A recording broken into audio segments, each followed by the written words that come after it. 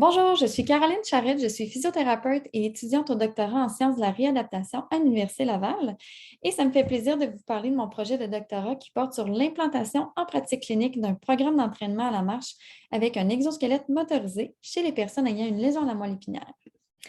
Suite à une lésion médulaire, les conséquences sur la santé sont nombreuses et sont variables d'une personne à une autre, mais une déficience qui est fréquemment rencontrée, c'est une diminution de la capacité de la marche volontaire, ce qui malheureusement affecte la qualité de vie et la capacité à participer à des activités de la vie quotidienne.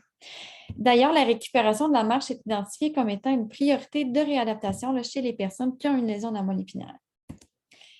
Les exosquelettes motorisés représentent un outil de réadaptation qui est prometteur pour la récupération de la marche et de la fonction motrice. L'exosquelette vient vraiment offrir une assistance à la marche grâce à des moteurs là, au niveau des hanches et des genoux. Et ça permet d'offrir de la réadaptation à la marche de façon précoce, donc plus rapidement.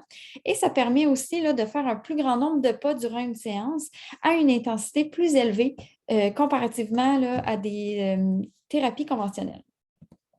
Toutefois, il y a peu d'études à ce jour là, qui ont porté sur l'implantation d'un programme d'entraînement avec un exosquelette en pratique clinique.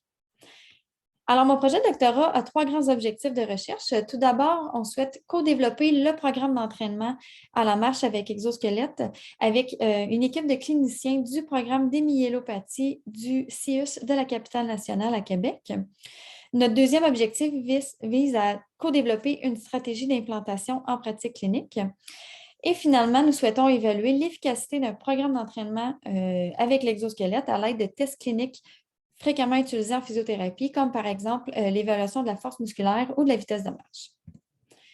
Le programme d'entraînement est comme suit présentement. Donc, les patients vont prendre part à 3 à 5 séances de familiarisation. C'est à ce moment qu'on vient ajuster l'exosquelette sur le patient et qu'on vient aussi enseigner au patient comment utiliser l'exosquelette.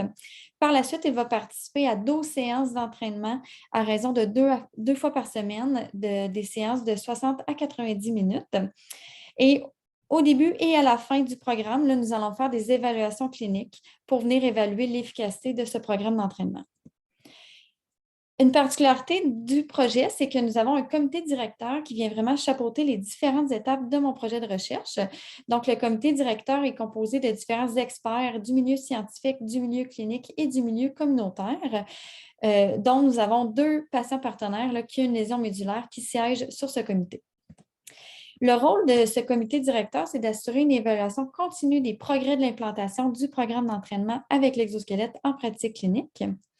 Et plus spécifiquement, nos patients partenaires vont être amenés à partager leur opinion sur 4 mandats spécifiques. Premièrement, pour déterminer les orientations stratégiques du projet. Ils vont aussi contribuer à l'élaboration du programme d'entraînement et à l'interprétation des résultats. Et ils vont participer également à la création d'un plan de transfert des connaissances.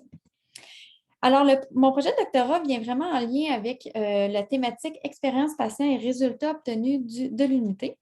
Effectivement, l'expérience de nos patients partenaires, pour nous, c'est des informations qui sont essentielles pour bien adapter notre protocole de recherche.